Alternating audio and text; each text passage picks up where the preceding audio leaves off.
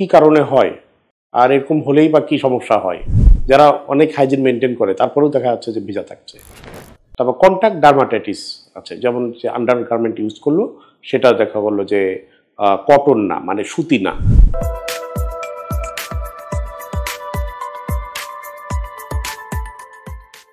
সুধী দর্শক শ্রোতা, আসসালামু আলাইকুম। আজ আমি মলদ্বারের চারপাশে ভিজে থাকা এই বিষয় নিয়ে আপনাদের সাথে আলোচনা করব। আমি ডাক্তার মোহাম্মদ আহসান হাবিব। আমি কোলোরেক্টাল সার্জারি বিভাগ, ঢাকা মেডিকেল কলেজে সহযোগী অধ্যাপক এবং বিভাগীয় প্রধান হিসেবে কর্মরত আছি। মলদ্বারের চারপাশে ভিজে থাকা এটা একটা বেশ সমস্যা এবং বাংলাদেশে প্রায় 20 কোটি মানুষ, তার মধ্যে অনেক লোকেরই এরকম সমস্যা আছে। কি কারণে হয় আর এরকম হলেই বা কি সমস্যা হয়। আমি যদি প্রথম কারণ বলি যে মলদ্বারের চারপাশে ভিজা থাকে কেন, তাই 1 নম্বরে তো হাইজিন আসবেই। হাইজিন অর্থাৎ পরিষ্কার পরিচ্ছন্নতা। কিন্তু তারপরেও তো সবই তো হাইজিন না। যারা অনেক হাইজিন মেনটেন করে তারপরেও দেখা যাচ্ছে যে ভিজা থাকছে, এটা তো হতে পারে।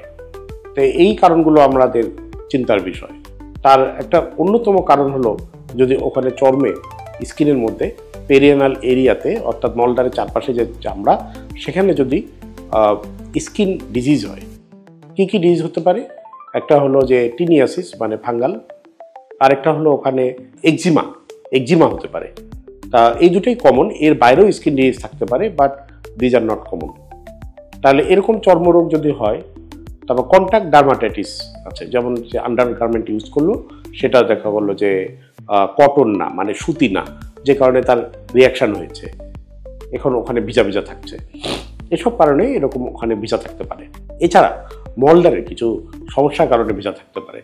যদি কারো পাইলস, অ্যানাল ফিসার বা ফিস্টুলা এগুলো রোগ হয়, তার ক্ষেত্রে ভিজা থাকতে পারে।